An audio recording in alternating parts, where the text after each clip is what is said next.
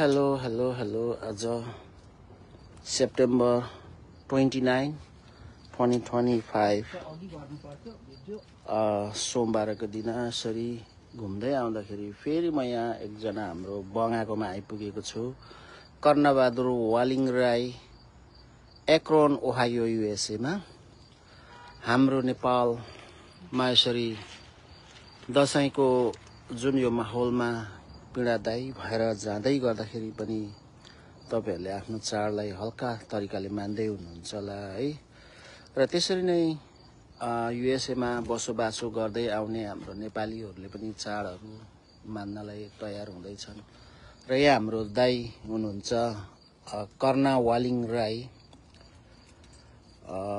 भुटानमा भन्नु पर्दाखेरि दागाना कुन पो हो तपाई, कहाँबाट भन्नुभयो? दागापेला दोरनाबाट हुनुहुन्छ। र यी दशैं मान्नलाई हिजो गएर लगभग क्विन्टलको सुँगुर ल्याएर चाहिँ आज सुकाइ छ। पहिलो घान भनौं न, अब दोस्रो घान छँदैछ, तेस्रो घान हुँदा हुँदै हेर्नुहोस् यी धेरै एकदम राम्रो मासु छ। तपाईहरु टाढाबाट हेर्दै हुनुहुन्छ पनि है, तपाईले आफ्नो यी मुख मिठाउँदै पानी खाँदै गर्दा भने यसो चित्त बुझाउनु होला। हेर्नुहोस् यहाँ एकदम USA मा बस्नेहरू हाम्रो नेपाली दाजुभाइ चेलीबेटीहरूले पनि एकदम यो 2082 सालको जुन यो विजय दशमीको लागि धेरै तयार भइरहेको छ है। यी हेर्नुहोस् सेतो सेतो देखिराख्दै हुनुहुन्छ, तपाईहरुले देख्दै हुनुहुन्छ। हेर्नु उहिलेका बुढाहरूले भन्थे नि, नाराम चाना भुतले साग, चारपट्टे चोक्टा मुखामा क्वाप भन्थे नि। हो त्यसरी नै यी हाम्रो अंकलले अर्थात दाइले पनि खाँदै हुनुहुन्छ। हेर्नुहोस् धेरै स्वादिलो छ नि यो। आमा अब यो पनि खानुहुन्छ तपाई? यो चाहिँ केसँग खानुहुन्छ तपाई? यो सेन्थ्रेङसँग हो कि हैन? खाना खानासँग ठिक छ। सेन्थ्रेङ चाहिँ नखानुहोस्। सेन्थ्रेङले त जिन्दगीमा बिगार्ने त्यही हो म भन्छु। WWW तीनवटा W ले बिगारिरहेको छ। Wife, wine and wealth. वाइफमा सबै कुराहरू आउँछ, बुझ्नु होला। वाइनमा सबै पिउने कुराहरू आउँछ भने सबै अल्कोहलिक कन्जम्सनमा त्यो पर्छ। र वेल्थ भन्नेमा चाहिँ अब सबै सम्पत्ति भनौं न, अब कुनै पनि सम्पत्तिको लागि, रुपियाँ पैसाको लागि क्रेजी नहुनु। पैसामा क्रेजी भयो भने मान्छेले विभिन्न इलिगल कामहरू पनि गर्न तयार हुन्छ। र जति हामीसँग पुग्दो भयो भने, सफिसिएन्ट भयो भने द्याट्स इनफ म भन्न चाहन्छु। हेर्नुहोस् तपाईहरु पनि आउनुहोस्। यहाँ हाम्रो दाइले धेरै खेतीहरू पनि लाउनु भएको छ है। हेर्नुहोस् यहाँ टुक्रुके त कति 5-6 मन बेचिसक्नु भएको छ। तपाईहरु पनि आउन सक्नुहुन्छ। यहाँनिर धेरै कुराहरू फल्छ, फलफुलहरू देखि लगेर मासु पनि अर्डर गर्नु भने ल्याउनुहुन्छ।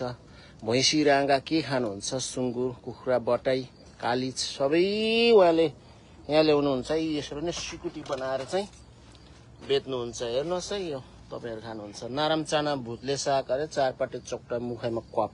हेर्नुहोस् त्यस्तै टमाटरहरू पनि हरेक कुराहरू रेडी छ। आउनुहोस्। यहाँ हाम्रो USA मा बस्ने हाम्रो दाइ कर्णबहादुर वालिङ राई हुनुहुन्छ। र धेरै कुराहरू फलाउनु भएको छ। यहाँ हेर्नुहोस् परपरै लौकाहरू पनि फलिरहेको अवस्था देख्दै हुनुहुन्छ। धेरै छिमल उहाँले टिपिसक्नु भएको छ। र कोहीलाई त यी धोती लाएर पनि राख्नु पाइँदो रहेछ नि। हेर्नुहोस् न, धोती लाएरै जालीभित्र राख्नु भएको छ। बिउ भन्दै हुनुहुन्थ्यो।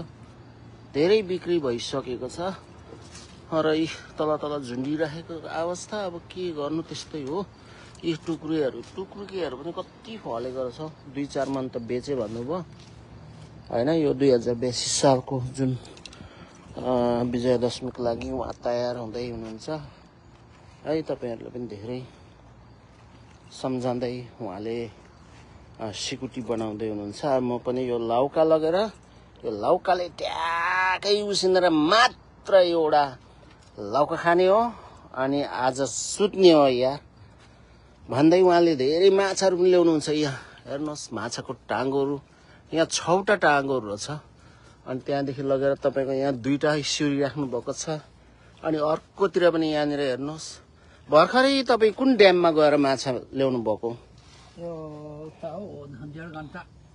यहाँदेखि 1.5 घण्टा है ड्राइभ। अनि कति किलो जस्तो चाहिँ मार्नु भयो यसपालि लास्ट तपाईहरु जाँदै गर्दाखेरि? 60 किलो चाहिँ ल्याइयो। आम्मामा 60 किलो कतिजनाले बाँड्नु भएको हामी 3 जना ए 3 जनाले बाँड्नु भयो 60 किलो भनेपछि त 20 किलोको दरले है यसरी उहाँले फलाउनुहुन्छ धेरै खेती किसान फलफुल रोप्नुमा चाहिँ एकदम चासो लिनुहुन्छ उहाँ आन्टी हुनुहुन्छ यहाँ हेर्नुहोस् ऊ वालमार्टदेखि लगेर कहाँ होइन फलफुल बाँसहरू मालिङको बाँस हेर्नुहोस् यसरी आरुहरू नसपातीहरू हरेक कुराहरू उहाँले फलाउनुहुन्छ धेरै बिक्री गरिसक्नु भयो अहिले यो लास्ट अब जाडोको सिजन पनि हुँदैछ अब जाडोमा यसो यो सुक्छन् भनौँ न अब 5-6 महिना चाहिँ एकदम डोर्मेन्ट भएर बस्छ यो डोर्मेन्सीमा चाहिँ उहाँहरूले क्लिनिङ गर्नुहुन्छ अनि स्नो माथिबाट हिउँ परेपछि त्यो हिउँले चाहिँ अब त्यो पत्ताहरू कुहाएर सडाएर मल बनाउँदो रहेछ नेक्स्ट सिजनको लागि रेडी गराउँदो रहेछ भन्ने चाहिँ या एउटा भनौँ न एउटा किसानहरूको त्यो विज्ञहरू चाहिँ हामी यहीँ नै पाइँदो रहेछ है गर्नु थालेपछि त्यो एग्रिकल्चरल डिपार्टमेन्टमा गएर एग्रिकल्चरल होइन या एग्रिकल्चरको विषय लिएर पढ्नु पर्दैन त अरे धनियाँहरू पनि उहाँले तयार गर्नुभएको छ र त्यस्तो छ धन्यवाद छ तपाईँहरू सबैले है दसैँ मान्नु होला आफ्नो वेमा म सबै यो विश्वभरि बस्ने हाम्रो नेपालीहरूलाई है सम्झँदै म बिदा चाहन्छु धन्यवाद बाई